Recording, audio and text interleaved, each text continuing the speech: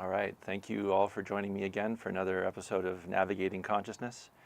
I got some good things for you today. We're going to be talking about more about this global cycle that we're in. For those of you who have been here before, I've talked a lot about the cross of planning coming to an end and in 2027, and then starting a new cycle called the Sleeping Phoenix.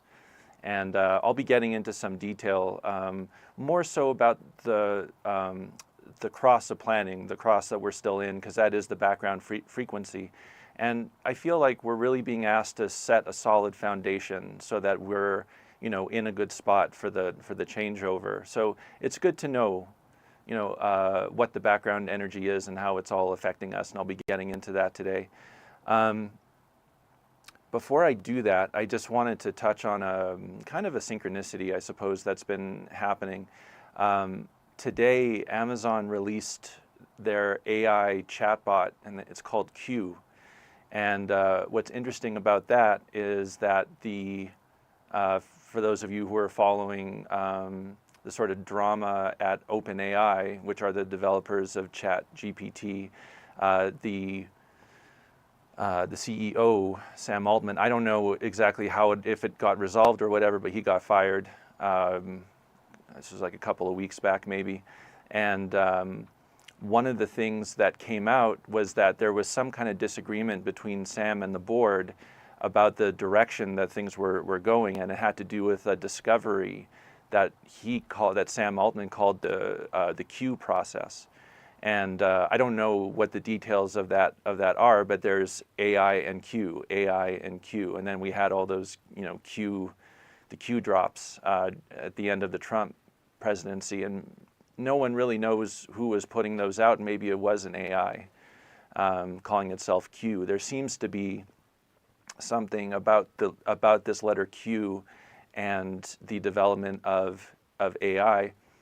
I was listening to someone talk. I don't remember what the topic was. I think they were talking a little bit about AI and this Q process, and Q drops, and just the sort of presence of this letter Q, which is not a very common letter. And from the perspective of the numerology, Q is the 17th letter of the alphabet. The 17th card in the major arcana of a tarot deck is the star, and the star is related to Aquarius, so Q Aquarius. So there's something about this, Aquarian time, this Aquarian age that we're going into, or that we might already be in, and just the universe or the program, giving us some winks that, we're into some very new territory here, some very Aquarian territory here, something that's very mutative and individual, and that's also the theme of the cross of the Sleeping Phoenix, which isn't related to Aquarius, but I guess will be, that shift will be coming at around the same time as we're entering into this Aquarian age. So just like an interesting kind of synchronicity happening there. It could also be a psyop, I don't know. It's hard to know what to trust these days, and who's putting out what information and for what purpose. Why would Amazon call their chatbot Q? And then you got this Q process, and the Q, like, what's the deal? Are they doing that on purpose? Are they harnessing the attention of people by using that letter, or is it like a divine inspiration and a reflection of the background energy, and us moving into an Aquarian kind of vibe? So, something to consider and something to keep watching. If the Q keeps on coming up, then it's probably not, not random, but it might be meaningful. So, just something to watch for. All right, so John, if you would be so kind as to put up that the chart with like the star and the star's background. You know what I'm talking about? Yes, it's up. Okay, sweet. So I'm going to talk about this today. This is a representation of the important gates in the cross of planning that we're currently in. So, and it's going to change. So today I'm going to talk about this, the cross of planning, and then next week I'll take some time and talk about the sleeping phoenix in the same context. The cross of planning, and I've talked about this quite a bit, but I'll just kind of revisit it quickly. It's the background energy that we've been in. It's the motivation, right? Since 1615, and these cycles last, 412 years roughly.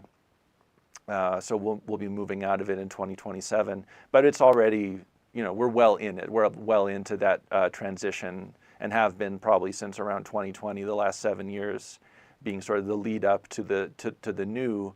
And I think a way that I've been describing the feeling since 2020 for sure has been, like the old world is dead and the new one hasn't been born yet. And so we are very much in this period of transition, and a lot of people are experiencing that transition in their own personal life.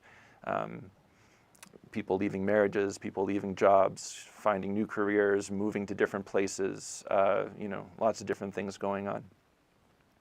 So if we start off at the edge, it's called the way. And the way is represented by the 25th gate. So I don't know how visible the image is on the screen, but you can find this. It's called the galactic cycles. So if you Google human design galactic cycles, you'll see this image, and you can find it that way if you want to follow along. But basically, the outside numbers are what are called locks, and the inside numbers are what are called keys. And the locks are consistent. They also change, but not every 400 years. The keys change every 400 years. So the 25 has been the way, it's been the lock since 33 BC, around the supposed birth of Christ. And that's also very important, because the 25th gate is the gate of universal love. It's about finding the spirit in everything, So that has been the sort of and that's the sun. The sun is always going, the sun of the incarnation cross is always going to be in the 25th gate, universal love, the universalization of whatever gate the sun is in.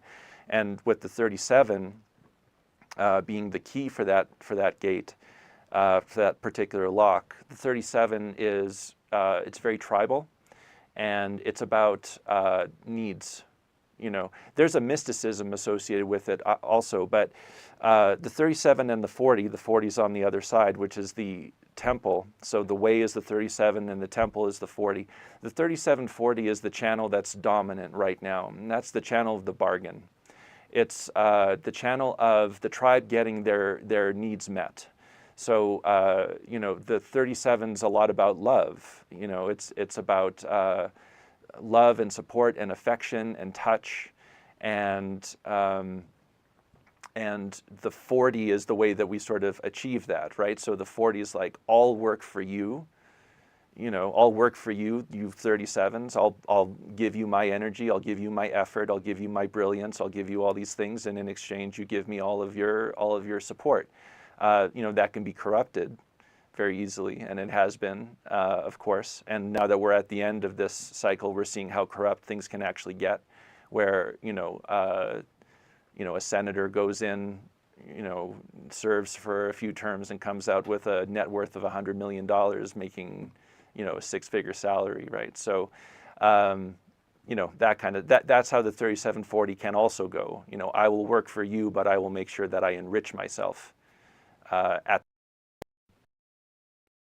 So when we go up to the 10, and this is where things get really interesting, because this is where we start to really see the themes of this cross.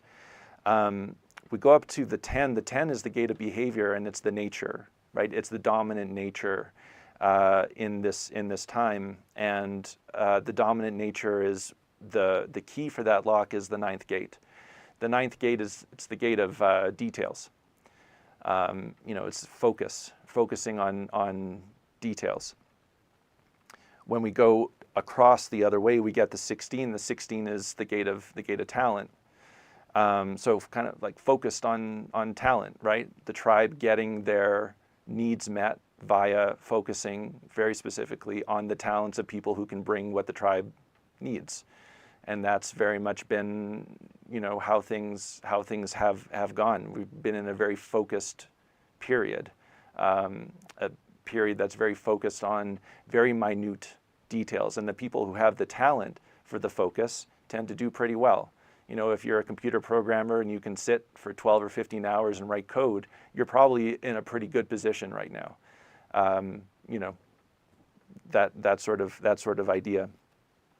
When we go to the right of the nature, we get to the first gate, which is the example. And the example is unlocked with the 32nd gate. The 32nd gate is a gate of fear. It's a fear of failure. People who are, again, kind of more prone towards, success, right? We like people who succeed, people who are talented, people who have talents and skills, and in particular, people who are very good at focusing on, in a very specific way for long periods of time will tend to be very, very successful. And we like to watch those people.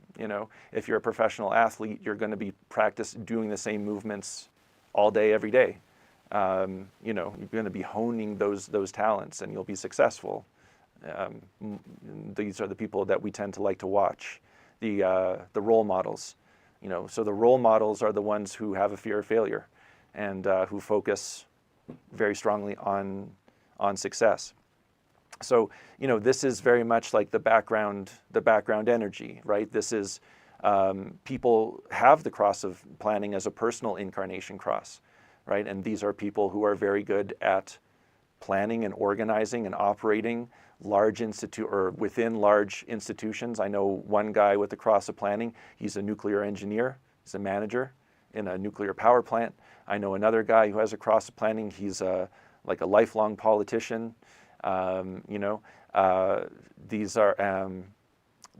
This is very much what the cross of planning is. Large institutions, political activities, groups that are seeking for the betterment of the collective, and and again, that's been the energy that we've been in for the past 412 years, and that energy is going away, as I keep on stressing. So the institutions and the people who work for them are not going to be able to provide the guidance or the structure, that has been so prevalent in our lifetime, most definitely.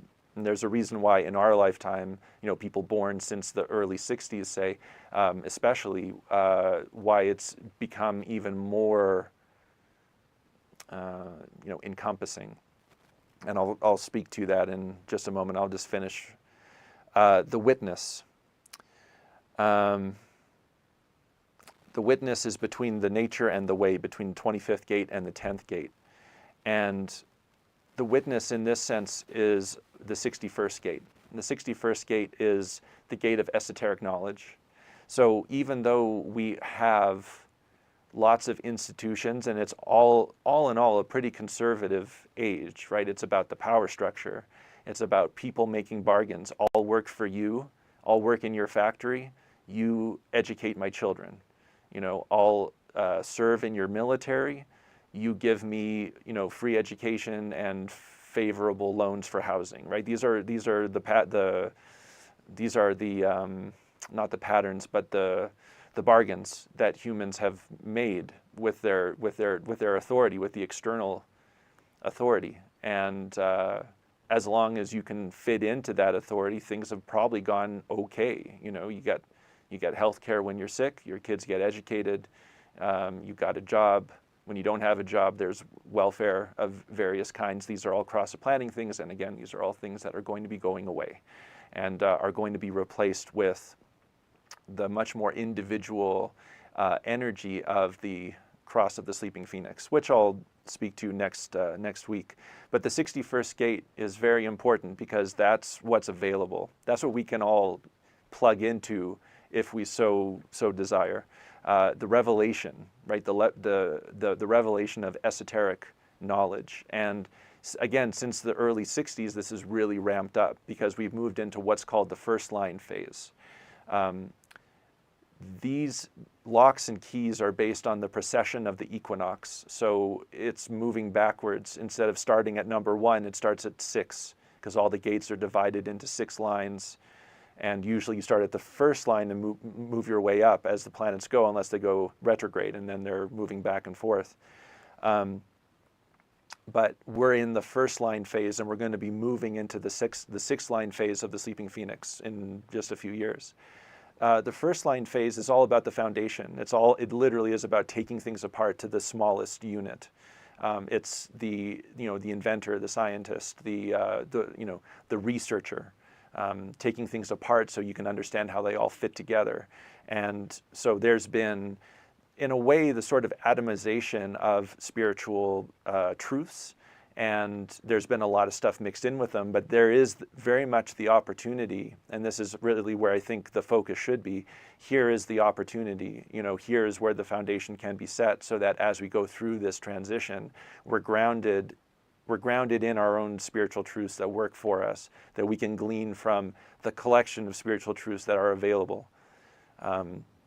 I'm not only talking about religion, I'm talking about a lot of different things. Human design being one of those things, right? Human design is very much a first line process. It takes,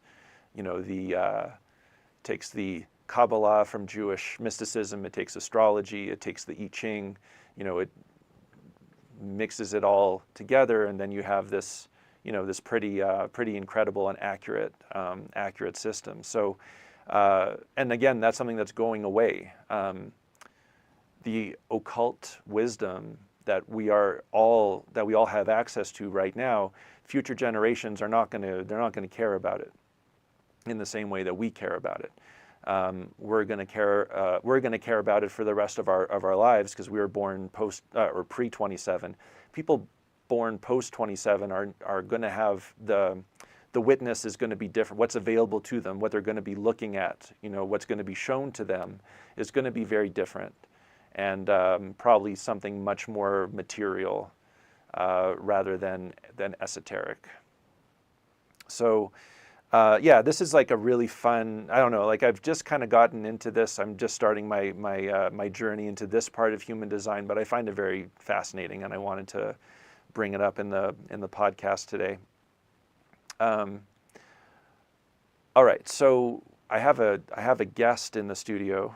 I have an audience today, and we're going to talk about her human design, and also maybe do a bit of work and cover some ground in a bit of a different way.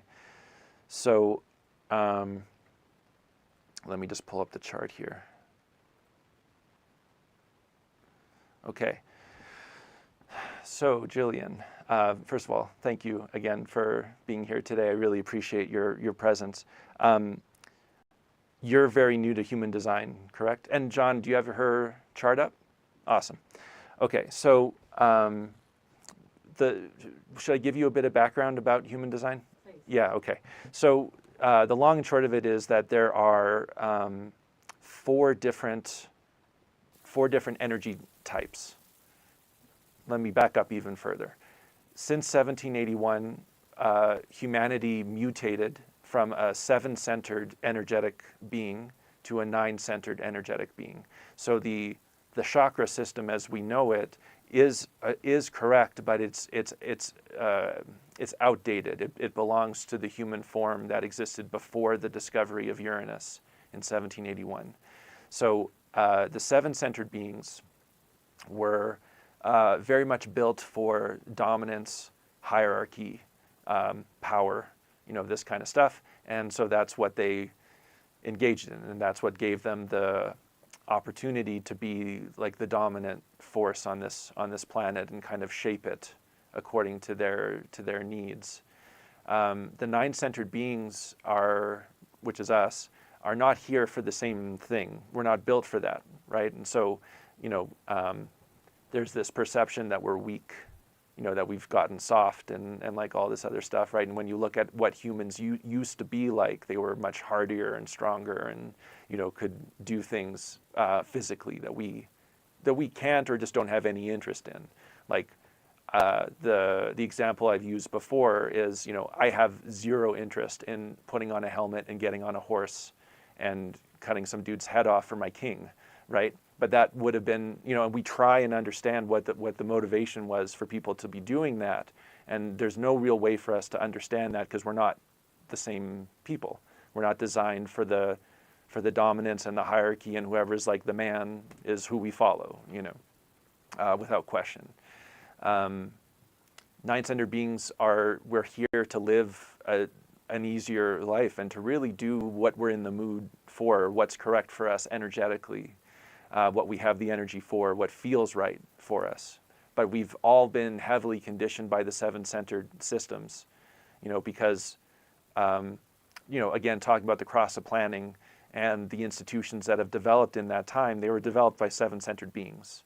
The industrialization, democracy, the education system to a certain degree. These were all here before the nine-centered beings came in, and so just systems of government and power and distribution and economy, capitalism and these are all seven-centered concepts, right? They gained popularity as the nine-centered beings became more dominant on this planet. But we've all been conditioned to behave in ways that aren't really correct for our nature.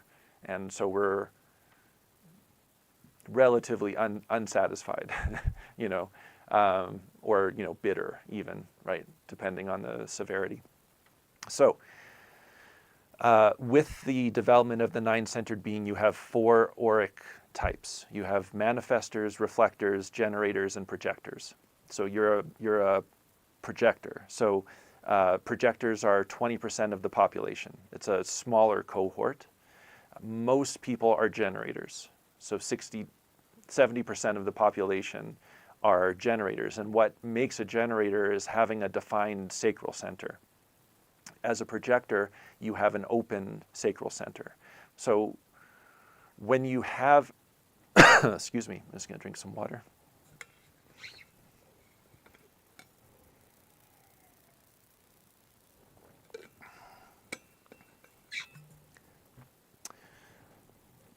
When you have openness in a center, it just means that like you've seen the image of the body graph before, right? Maybe you can even see it on one of John's screens there. Yeah. So you see that there's areas of color and areas of white. Yes. So most of the chart is white, and that's true for pretty much everybody. So it's basically where the planets are in opposition to each other in a way that they can make a connection. So you see you've got the 40th gate in your heart and the 26th gate in your heart and the 44th gate in your splenic center, and that creates a channel. And that's that salesman channel that I was talking about. It's a channel of the transmitter. So that means that what those gates represent, what those centers represent, the heart is the center of the will and the ego. So you have a good sense of your value and self-worth. People with an open heart tend to feel a need to prove themselves. I'm going to be the hardest worker. I'm going to show up. I'm first to show, last to leave. Right? Like, not everyone behaves that way, but that is, I got to prove how valuable I am. Right? That's very much an open-hearted place. So you have the definition in the heart, the definition in the spleen. The spleen is about protection, like knowing what's good for you. Keeping you alive, intuition, instinct, reflex. So you've probably had moments in your life where you've reacted to something to kind of keep yourself safe, really without thinking, or just knowing that, okay, this isn't good for me anymore, I'm going to leave it behind. This relationship doesn't work for me anymore, I'm going to leave it behind. A lot of leaving behind of things, but that's very good. We all need to leave things behind. A lot of people have a really hard time letting go. That's not your deal. You can let go of things very easily when you feel, because the spleen is also your authority, which I'll get to in just a moment. So you're a good feeler. You feel when things are right, you feel when things are wrong, and if it's not right, it's not right, and you're going to not engage, ideally. I'm sure there's times where you've compromised in those areas, as we all have, but by and large, you're good at keeping yourself safe, you're good at knowing what's right for you and when to let things go. and my throat keeps on going off. So we're probably going to have to do some work on your throat center and like expression and boundaries and, you know, all that stuff. Maybe hydration as well. Excuse me. Where you are open, where you're open head, open ajna, completely open ajna. So that's the third eye. Open sacral center. That's right in the middle. The sacral center is, again, what defines a generator from a non-generator. So manifestors, projectors, and reflectors all have open sacral centers. What that really means is that you are not so interested in knowing yourself as much as knowing other people. You're going to know more about yourself by the people around you. Generators, like, again, ideally, like, obviously you can explore yourself and your, you know, desires and passions and like what you like and what you don't like and all that. But the way that the projector aura works is that you know, generators have an aura that's open and enveloping and kind of warm. So as a generator, I walk into a room and I'm immediately given all kinds of options. You know, the generator strategy is to wait until there's something there to respond to. So as a generator, I'm not built to initiate, right? That's what manifestors do. And manifestors are only 9% of the population. So we have all these people talking about manifestation, and you can manifest it, and you can go get the life that you want, and all you gotta do is follow these 5 simple steps, and you'll get it all done, and blah, blah, blah. It's not gonna work for most people, and it doesn't work for most people, right? It might work a little bit because, you know, these planetary transits, you know, like things, we get access to different things at different times, depending who's around us and what the planets are doing. So, you know, there might be a planetary transit where suddenly you have the channel of talent, you know, skills and depth, and then you can go and you can do things, and maybe it's a long-term transit, so you got it for a year or something, you know, or it's there and then it's not, and it's kind of confusing. But anyway, manifestors are pretty rare. Being a projector is very similar in that your strategy is to wait until you're recognized, right? So it's very important for projectors to be, you know, like experts in things, to have a really strong foundation of knowledge, because you're here to guide. So, but you're only here to guide people who can recognize you, you know? So it's like, hey, I see that you know, but it's not only about who you guide, it's also who you interface with, right? So someone who knows you, right, they come to you and they're like, hey, you know, I know you like doing this, would you like to do some of that with me? Or I know you like this, you know, this is something else you might enjoy, why don't you come check it out, right? That's an invitation, and that's recognition. The people who are here to be guided by you will recognize you for your expertise, for your knowledge, right, for your wisdom. Like the generator basically comes to the projector and says, this is my energy, what do I do with it, right? I trust you to tell me what to do with my energy. And that can be, you know, that can be through, like, you know, that could mean you could be a counselor, you can be, you know, some of these things, you could run a HR department, right? You know, it's like I said, you know, you got that 44th gate, so you know very well what people are and where they need to be. And like, you know, this is all very, very natural when you're in the right environment with the right people and, you know, all that stuff. Having an open sacral center basically means that you, your struggle is about knowing when enough is enough, feeling your energy, knowing when you're tired, knowing when you've done too much. You know, that's basically like the projectors tend to be conditioned to feel like they're generators. Generators are here to work, right? So I'm a generator. I got this like power pack, I got to use it every day. If I don't use it every day, I am not satisfied, you know. As a projector though, you don't have that power pack. You have the open sacral center. So the only motor you do have, the only energy source that is consistent for you is your heart. So you can use that willpower to push through, but you'll exhaust that over time. It's not a consistent, it won't replenish at the same rate as like a sacral center, for example. So projectors aren't here to work. You're not here to work, you know, 8, 9, 10 hours every day, That's not going to work for you. You know, that will lead to like burnout eventually. And that's, yeah, that's just kind of your thing. Like, how much energy do you have? How long can you use it for? And when are you done? You know, when are you feeling tired? You know, when you feel tired, you're not supposed to push through, really. It's like, that's a time to stop and rest. You know, remove yourself, because the thing about so many generators, so many defined sacral centers, and you having an open one means that, you know, my sacral center is defining your sacral center right now.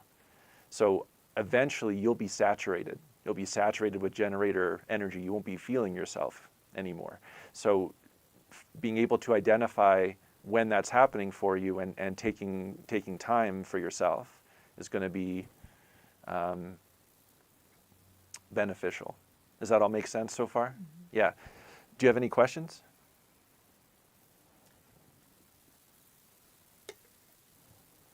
You can say no. So really, we as a projector, I absorb those around me. Yes. You filter is a better Okay. term. Yeah. Okay. Yeah. Specifically their direction. So that G center. So you have the sacral center second from the bottom, and then right up from that one is the G center, which you have defined. The G center is about direction and about what we identify with, right?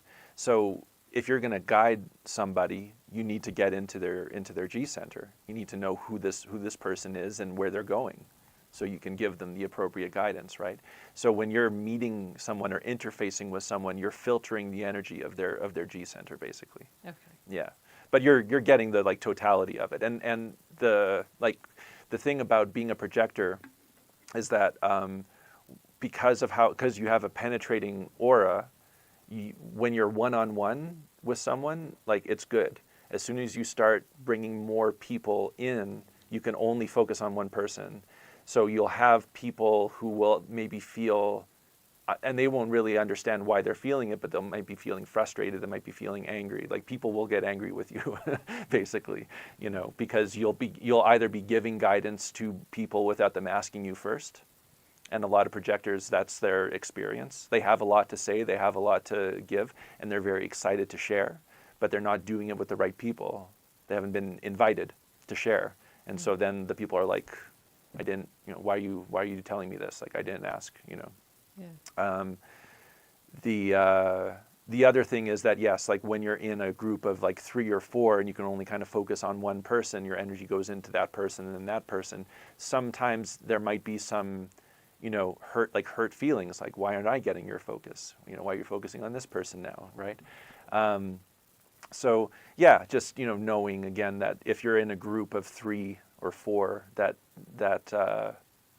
you run the risk of someone feeling a little upset by it, which is kind of interesting. But it's also going to reflect on you, like, you're going to pick up on that. Oh, this person's uncomfortable now, what's going on? And then your focus goes there. Right. And then the person you were just talking to is like, where'd you go? You know? So I wonder if that's why, too, I consider myself an introvert. Like, I can get overwhelmed in groups. Right. And much prefer one-on-one or small groups, because I get overwhelmed and kind of shut down. Yeah. Well, so...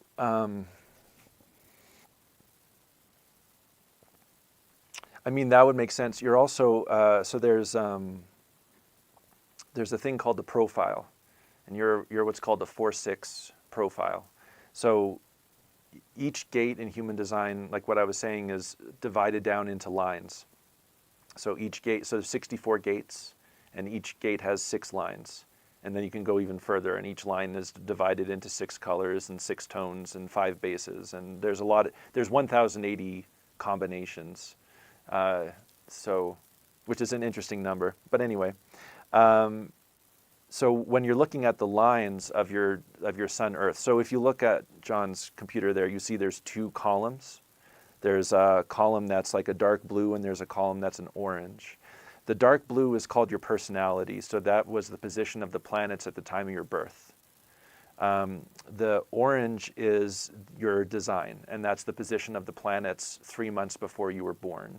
Roughly 88 degrees separation on the zodiac. The idea here is that we have a body, we have a design, and we have a personality, and they're not the same, and our design is very different from our personality, and that our personality is really much better, or our mind is really much better working as an observer, right? So we get into trouble when our mind thinks that it's in charge, and when our mind takes control of our vehicle, right? So these bodies are vehicles, and our minds are passengers, and that's ideally how these things go. When you're looking at the Sun Earth, which is the first two numbers in either column, you see that you have the fourth line in your personality Sun Earth, the 4131, and then on the 2827, your design Sun Earth, you have the sixth line. So you're called a 4-6 profile, which I also am. And the 4-6 is called the opportunist role model. So basically, anytime you have a 6 in your profile, you are going to have 3 stages of your life. In the first 29 or so years, are all the 6s in your body graph, all the 6 lines are third lines, and the 3 and the 6 are very, very different. So the third line is here to experiment, explore, get involved, have large groups of friends, make a lot of money, just like extrovert, right? So you may have found, in my childhood, for example, I was quite introverted, quite shy, but then in my 20s, things shifted and I became very, very extroverted, and I was like really involved in a lot of things.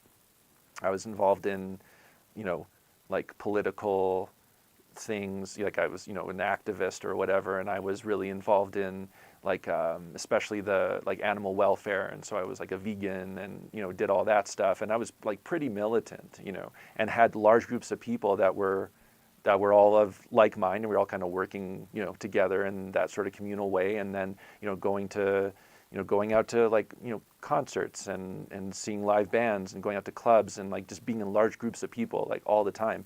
And then in my late 20s, early 30s, that shifted, because that's when the 6th line comes in. So did you have that kind of experience around 30 that you can pinpoint? I had all my kids before Right. I was So 30. it's different. Yeah. So, Different. yeah. So basically when you're with your Saturn return, which would take Saturn, I think it's like 28.7 years, 29 years to do a full cycle of your zodiac. So with your Saturn return phase coming in, you would have come into your 6th line phase, you would have left behind the activity of the 3rd line, and you would have gone into a period between 30 and 50 where you were a bit like aloof, perhaps, or a bit removed. The things that used to turn you on didn't really turn you on anymore, right? Like, the things you used to get excited about didn't really excite you anymore. It was more introspective, filtering, again, the energy that you picked up through your 3rd line phase. Because when you're 50, that introspective phase is over, and then you enter the world again in a bit of a different way. The 6th line is the role model. So from 50 on, you're embodying that role model archetype, which is, again, kind of aloof, kind of like, I'm just going to do my thing. You can watch me, you can see what I'm doing, but I'm not really interested in like participating. It's very much your own deal. You want to build a life that works for you, and that's a very good direction for you to be taking. What is it that you need? What is it that you want? What is it that you like? What do you actually have the energy for? And then building a life based on that, and then other people seeing you do that, not joining you in the creation of that, because it's just you, right? But maybe being inspired. You can inspire people to be their authentic selves, because you'll be your authentic self, and you'll build a life that's pretty cool. Maybe you've already done that, because you're already on the other side of that Chiron return, right? Yeah. Yeah. Which happens after 50. So the way that human design lays this all out is, I was talking about strategy and that your strategy as a projector in terms of how you make decisions, in terms of what you move toward, in terms of what you move away from in the building of a life that works for you and you alone, and that can also be very inspiring, is through your splenic authority. So when someone gives you the right invitation, it doesn't mean you should say yes. Right? Just because you get invited and it's correct and they recognize you and they butter you up and tell you how amazing you are and all the love, it doesn't mean that you should then do something with them or go and take part in whatever they're inviting you for or share your knowledge, your wisdom with them. Right? That has to come through the splenic authority. The splenic authority for you, we all have different authorities. There's the solar plexus is emotional authority. So there's like this sort of wave, being up and down, not supposed to make decisions when you're too high or too low, waiting for that clarity. There's the sacral, which is just, do you have the energy? Is it something that you want to do? And it's quick. It's like a yes, no. Do you want to do this? No. Okay, next thing, right? The spleen is similar in that it is very fast. It's a very fast response, but it's going to be a bit more subtle. And you're going to sort of have an awareness because the spleen is psychic. It's very intuitive. The thing about our mind and our body and why it's important to differentiate these things is because our mind is actually very limited. I was talking about this last week or the week before, but basically, there's this idea that we are existing in 9 dimensions of form. Our body is the one that's in those dimensions of form. Our mind is sort of trapped in the 3 dimensions that we're aware of. So when you're talking about splenic awareness, it's like your body is getting the totality of what's there. Your mind can only focus on these things. And our body is interfacing with what's there before our mind does, right? So by the time we register what's happened, it's already happened. Right, we're always about a half second behind because our brain has to render our visual experience. Our body is interfacing with the totality of what's there. So you are, as a splenic projector, you're given the opportunity to kind of be ahead of it. So like, for example, I have a defined spleen. It's not my authority, but I have definition there. It's something I have access to consistently. And I've told this story before, but I found my way to this sort of healer path, whatever, by getting hit by a car when I was 27. And as I was biking to my job, and I was going down this highway, and riding on the side of the highway, and a car just turned left and drove right into me. But I had the awareness before it did. I had this conversation going in my mind of this conversation I had with this coworker who was a professional cyclist at one point, and he'd been hit by a car like 3 times. And he said, if you can see it coming, lean into it. You'll transfer some of the force back into the car and then you won't fly off it, right? So I had that conversation playing while I was biking right as the car was turning into me, and I put my hand on the car and leaned into it, and then I didn't get seriously injured, right? So that's what that splenic awareness can do for you, right? You'll always kind of get a little heads up before something happens. So, you might be, and there's like a physical element, it's like, like goosebumps, like your nervous system just starts activating. You don't really know why, but you'll know why, and probably in pretty short order. So when something's true for you, you'll feel it, or you'll hear it. The spleen's very auditory. You'll reflect on a conversation. There will be a connection made for you. Does this resonate with you? Yeah. Yeah. It's a cool thing. Yeah, It's a really cool I thing. notice, when truth comes through, I actually have like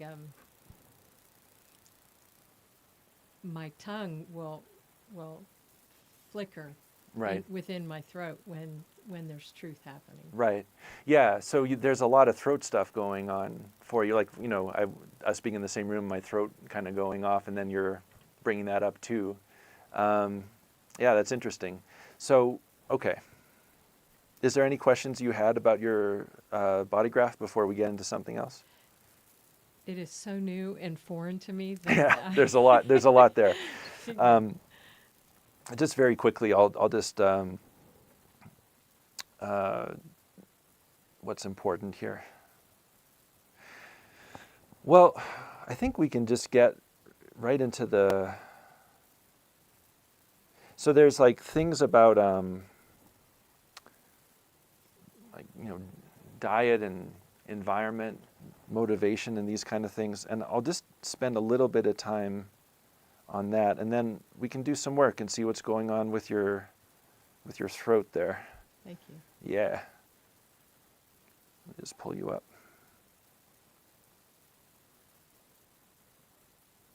Biomechanics. Okay. So now the diet part and the environment part, I quite like it. It's fun. It's like stimulating to our mind needs stuff to focus on, or it starts getting like antsy. And so I like to feed our mind things that actually like help us, like good information for it to kind of chew up and digest, so it leaves our body alone to be our vehicle, because our body knows where we're going also, and that's also part of the G center. Is the G center is the driver of our vehicle. So yeah, like you have a driver, how nice, right? You've got this amazing, like our bodies are incredible things, and there's no way for our mind to know really anything. Like your liver's doing 1,000 different functions right now, 300 different types of cells doing 1,000 different functions. You don't know any of it. You're not controlling any of it. And that's just the three-dimensional material mundane stuff that we are conscious of, never mind whatever's happening in the other 6 dimensions of form that we have no awareness of at all. We're massive beings, right? It's very powerful. But anyway, with that being said, it's fun for our mind to chew up some information. So advanced. So you have a type of digestion that benefits primarily through what's called calm touch. So it's very good for you when you're eating to be in a environment without a lot of activity, to be calm, So not a lot of sound, not a lot of activity. Don't eat in front of the TV, just very meditative, ideally. All our that's the interesting thing about the dietary part of human design is that it's not about what you're eating as much as how you're eating it, and just that your digestive system requires certain feedbacks to make the right kind of enzymes and to get like the stomach acids going and all that, so you can actually digest and absorb the nutrient.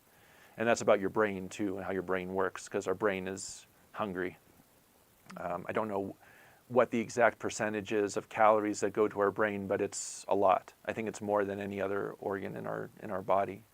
So if you're eating correctly and you're digesting well and you're getting well nourished, then your brain is going to be well nourished and you're going to be better off for it. So your brain really requires calm, quiet, or anything. You can have music playing, but just make sure it's not like exciting. It's not activating. You don't want to be activated when you're eating. You want it to be just calm and on your own time and not a lot of stress and all that stuff. The environment that you benefit from, it's called valleys, so you're in a good spot. So basically the valleys are, literal valleys. It's where there's not a big city, although cities have valleys too, like New York's kind of a valley. It's a tight valley, but you're walking in downtown Manhattan, there's skyscrapers everywhere. You can't, it's being in a valley of a sort. You need the wide valley, so you do well in a more natural setting, not like a congested city street. There are people who have what are called narrow valleys, and they actually do fine in a city. They're more. No matter what, a valley environment type will always do better kind of in a smaller community, more widespread, not so much congestion. But, and there's an auditory component, the way sound travels in valleys versus like open spaces and all that. Your body likes the sound of it. if that makes sense. Yeah. Yeah. Okay, so cool. So let's see what we can do for you. I really do appreciate you being here, and I want to, I'd like to help you with something that's maybe been bothering you. You were talking about direction, but your Yeah. throat's really been coming up. So. And it's interesting because digestion has also been an Right. issue. Yeah, you're talking about your stomach kind of bothering Yeah. you. So it's probably all kind of connected. So when I'm working on someone, basically what's happening is I'm connecting with the totality of what you are, and I'm looking at, because talking about like human design is something that I've kind of adopted because it fits very well into the work that I was already doing, and it's kind of a shortcut.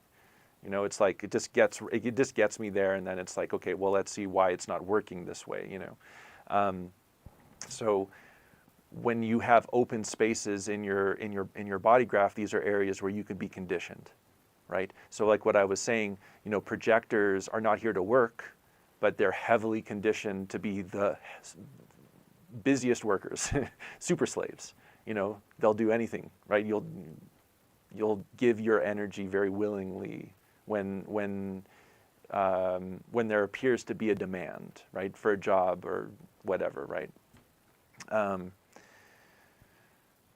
But that's not what you are, right? And we've, like what I was saying, like we're all 9-centered beings, but we've been heavily conditioned by the 7-centered philosophies and institutions that were here when we were what we were born into,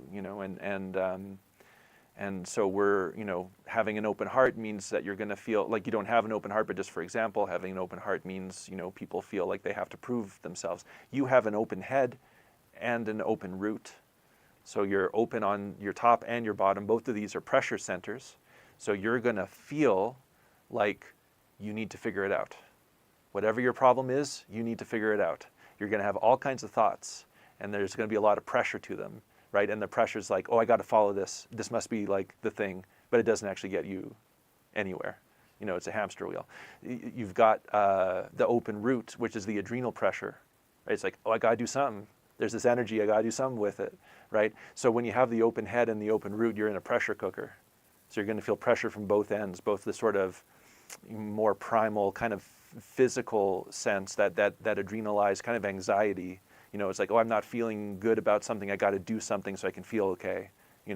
And then that head will kick in. It's like, well, you should probably do this. You should take this supplement, you should follow this philosophy, you should go do meditation, you should go do yoga, you should go do a retreat somewhere, find the answer there. You're not going to find the answer. Right? You got an open head. It's not about that.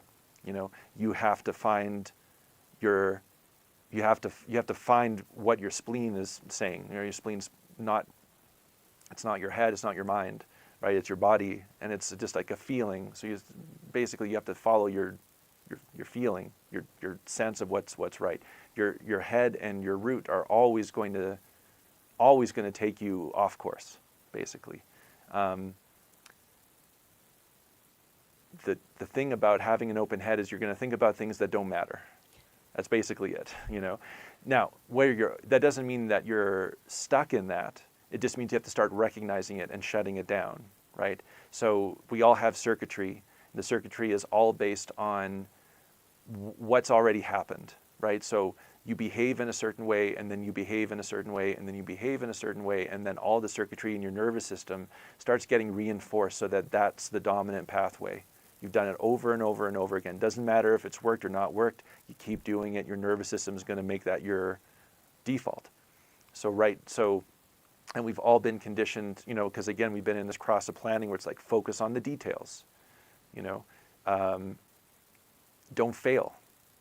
Failure is really bad. Don't fail. So the thing about that is there's all these third line beings, and there's 6-line beings in their third line phase. The only way that they're going to learn is through failure. The only way that we learn as a 6-line in the third line phase or a third line being is if we try things and it doesn't work. We have to know what does work by first knowing what doesn't work, right? So there's all these people who are convinced that they aren't good at anything. who are convinced that they're not good at math, not good at languages, because no one's ever been like, well, you should try that, try this way, try this way, try this way. Like there's only the background frequency has been pushing that there's really only one way, right? And if we don't do it that way, then we're a failure. And that's, again, something that's going away. But what I'm very interested in doing for the people who I work on is like removing those very conditioned responses to things so that it's much easier for you to wait, because we've been conditioned to not wait, right? You've been conditioned to go out and do. You want something, you got to go get it, you got to compete for the opportunity and beat the other people and, like all this. I mean, not that you've done that, but probably, in certain ways. Yeah, just like allow for you to connect with what you are, because the thing about human design is it's showing us what we are. There's nothing to do. We don't need to find ourselves. Like we are ourselves. So the doing is like the mind, right? The doing is the saying, oh, there's something's wrong. You need to figure it out. Right? But when we move away from that, when that's not our default, then we can, as a projector, wait. As a generator, wait to respond. Projectors wait for the invitation. You can have your splenic authority, so you can start to rely on that. You can start to trust that your sense of things is correct and will keep you safe and secure, and you can rely on it, all that stuff. Less stress on your body. So, okay. So when I look at you,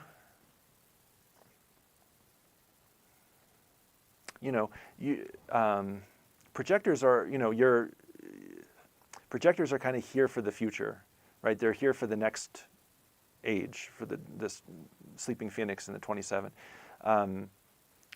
Projectors didn't even exist on the planet until the nine-centered beings started coming in. So you guys are kind of like the children, There's it's not an immaturity, but it's sort of a innocence.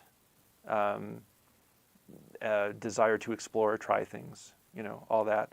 Try things in ways that people haven't done them before, And again, you would have been conditioned pretty early on, like this is how you do it, This is how you do this. You do it this way, but that's not really what you're here for, So you're here for the future. You're here to guide, because we are going through this transition, and so you're a very important player in that transition if you choose to be. You could really help people out. It could be through the development of something, like it could be through the development of a technology or a distribution method, that gets the resources to the places where they need to be, faster in a way that doesn't cause so much environmental destruction or whatever. It doesn't have to be a one-on-one necessarily.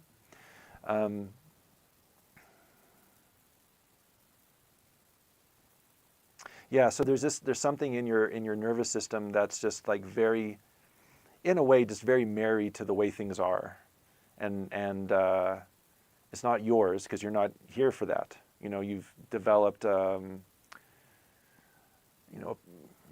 persona of a certain type. There's the term person stems from the Latin persona. The persona was a mask that an actor wore, right? So you're playing your role, basically. And you can do it very well. Like, there's nothing wrong with acting, right? There's nothing wrong with, putting on a mask and playing the role and saying the lines and, doing all that stuff in concert with others who are doing the same thing, and you're all just doing that, and that's fine. But at a certain point, you're going to want to do your own thing. You're going to want to be authentic, and you're going to want to follow your own guidance. And with this persona, it's going to be difficult to follow your own guidance. And that's really, I think, what you're looking for in terms of direction. It's not listening to other people telling you what you should be doing, but doing what you need. And the need thing is very important. You following your own needs, it's kind of that same thing. It's like, if you're here to guide, you kind of have to get yourself good first. Like, it's hard to give people what they need when you don't have what you need. Right. you know, so you kind of have to master that quality. So if we can talk about something that you know you need but you don't have, and is there something that kind of pops up in your mind or in your awareness about what that might be? Other than direction. Yeah. Well, yeah. Because it's like there's you're like your direction is going to take you where you want to go. So what is it that you want to get to, I guess? So it's interesting because I've had people ask me, well, what's your passion? Yeah. What makes you happy? And my answer is, I don't know. That's a good answer. You know, you have the 55th gate. That's the gate. That's literally what that gate says. Like, I don't know. You know, Okay. because there's a lot of pressure on that gate right now. Yeah. Because it's the 55th gate is about, you know, like material abundance, but also the spirit. So you kind of need to have both. You need to be abundant in both. And we tend to chase one or the other, right? There's a lot of people who are very spiritual and they're broke. And there's a lot of people who have a lot of money, but they're not following any, they're just mundane. I wake up, I go to work, I destroy an economy somewhere, I make $1 million and I go home, right? Like that's very much what's been going on, that, you know, division. So for you, and I know that you're seeking in your own way and have been, you know, for a long time. So how do you bring those things like together? You know, how do you satisfy your material needs while also having the spiritual abundance that you need, not only for yourself, but so you can give to others your guidance and your gifts. And you're gifted. You're gifted in the spiritual. In that spiritual sense, there's a lot for you there.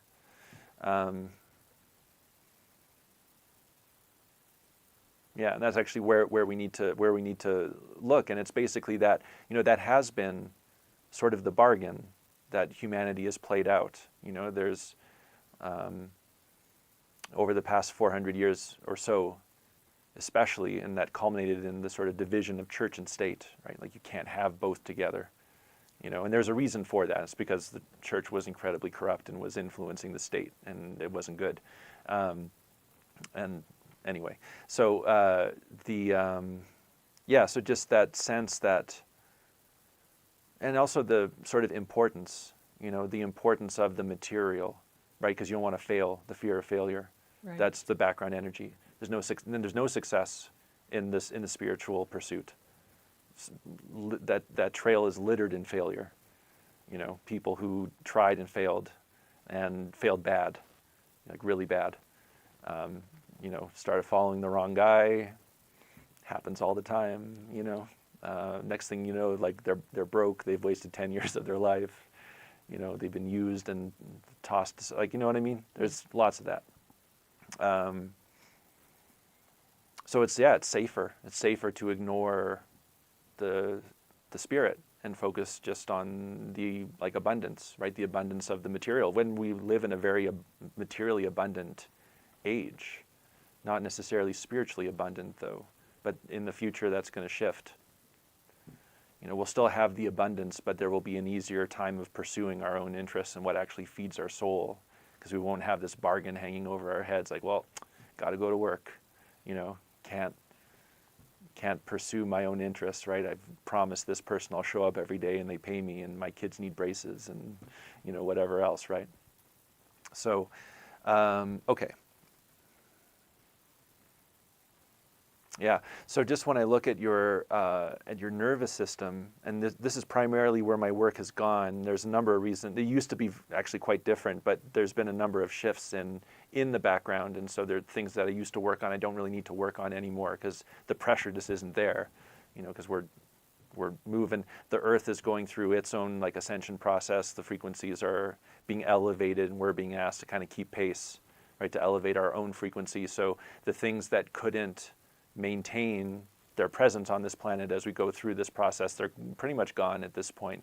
And now it's really just the conditioning that we've been under, and because we are rendering reality kind of in real time, our brain just relies on these habit patterns to generate all this.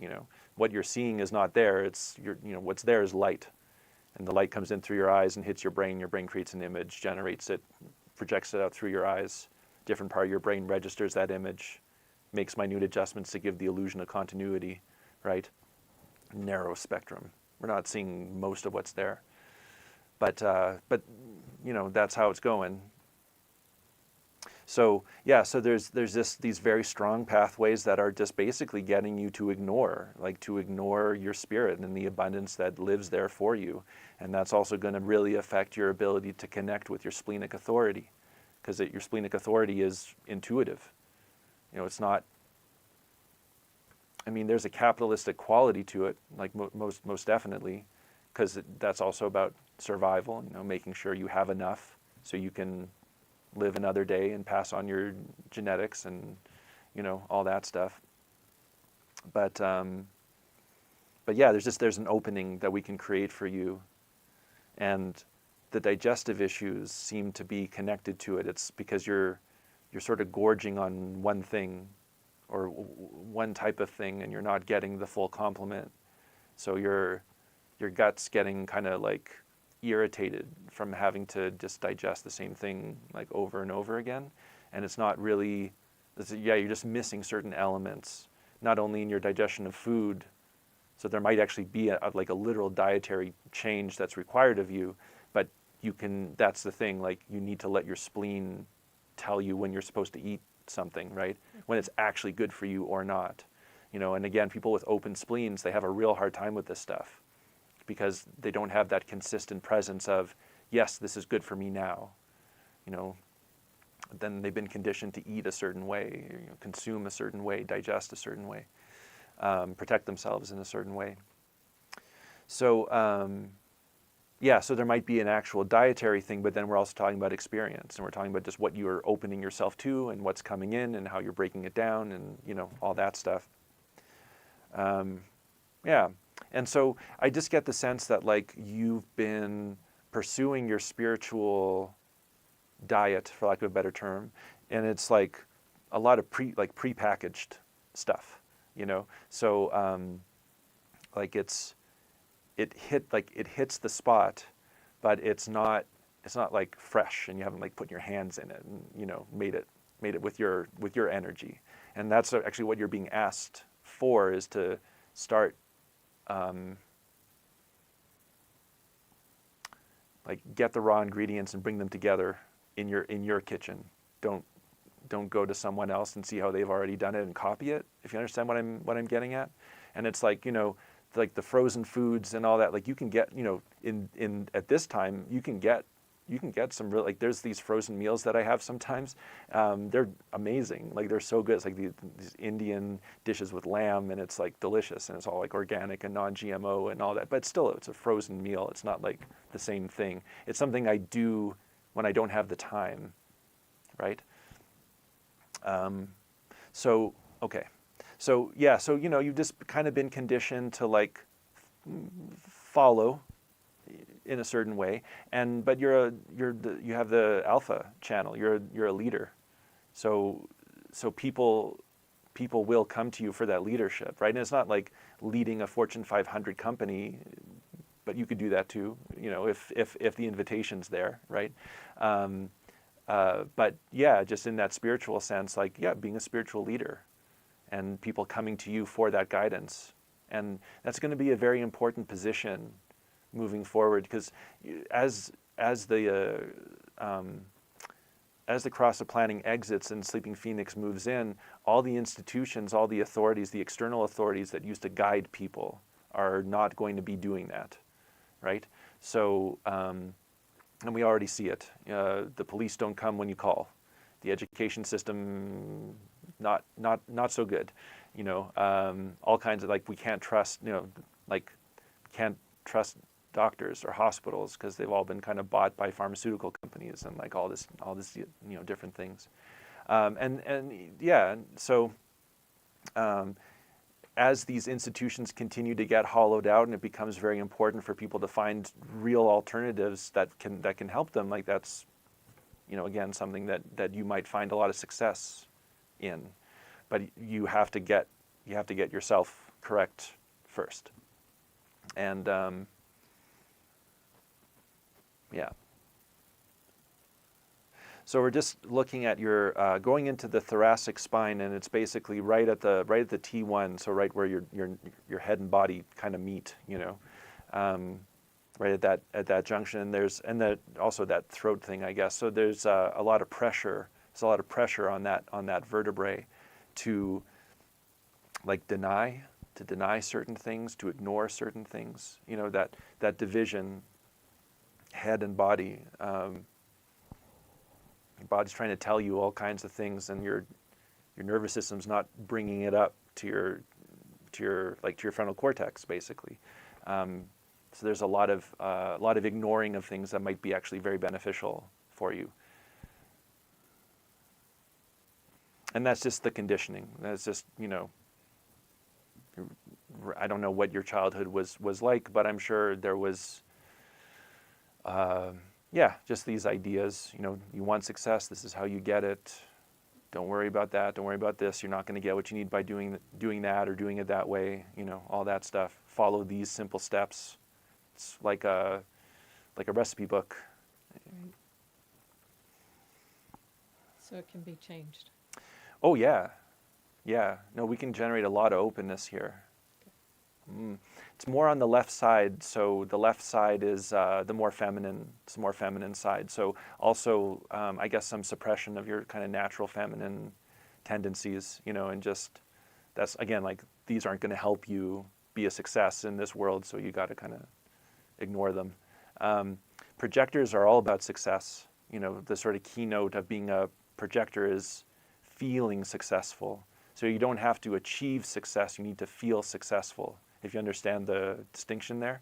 And if you're not feeling successful, then you run the risk of generating bitterness.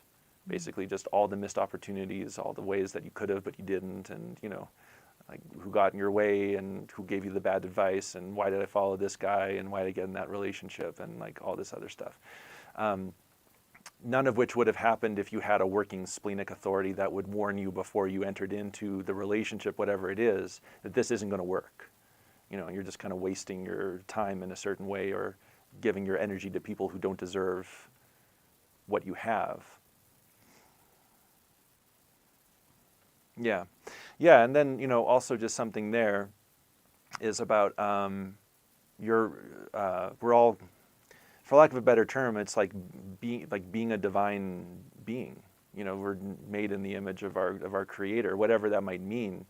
My sense of it is that we have, because we're rendering all of this. There's no reason, when you look at things from the level of quantum mechanics, there's no reason why when you close your door, all your furniture stays in the same place when you open it later, right? It's our expectation that things are going to be in the same place, right?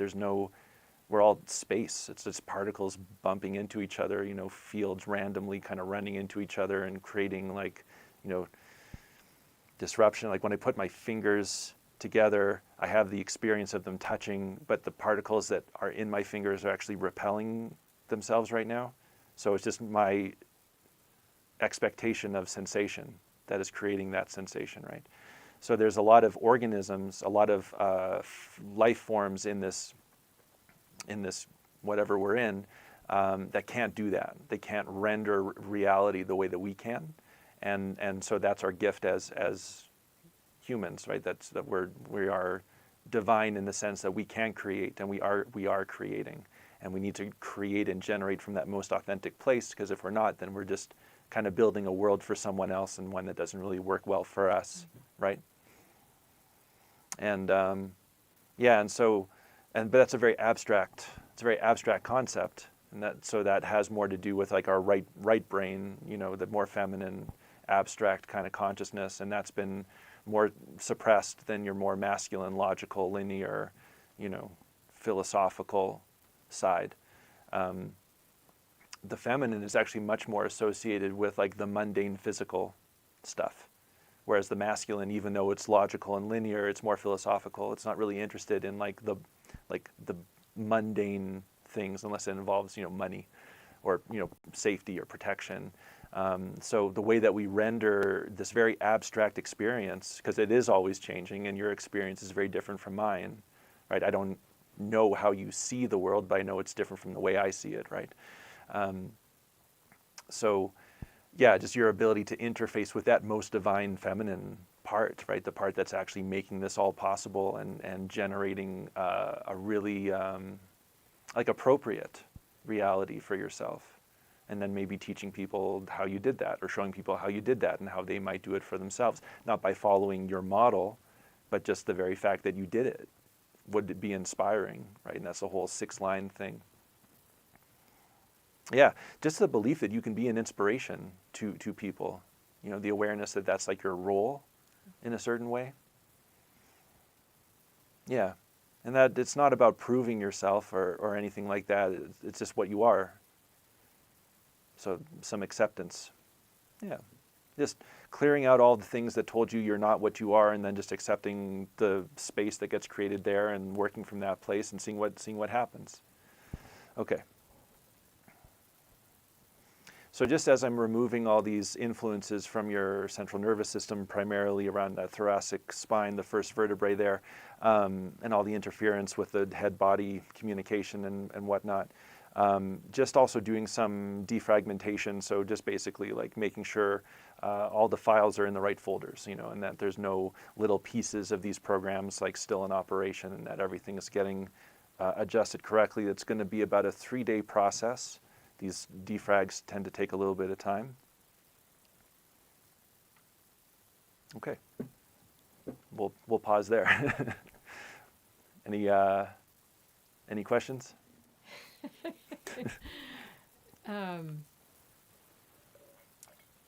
Not at the moment. Okay, But you can get back to me later. thank you. Yeah, I'll make sure we have numbers exchanged. Thank you. All right. Well, 7:48. So yeah, that's our time today. Unless there's anything else you wanna. You're good? John, you're good? Yeah. Okay. Well, thank you to everyone who showed up, and thank you for participating today. I really do appreciate it. So, all right. See you all next week.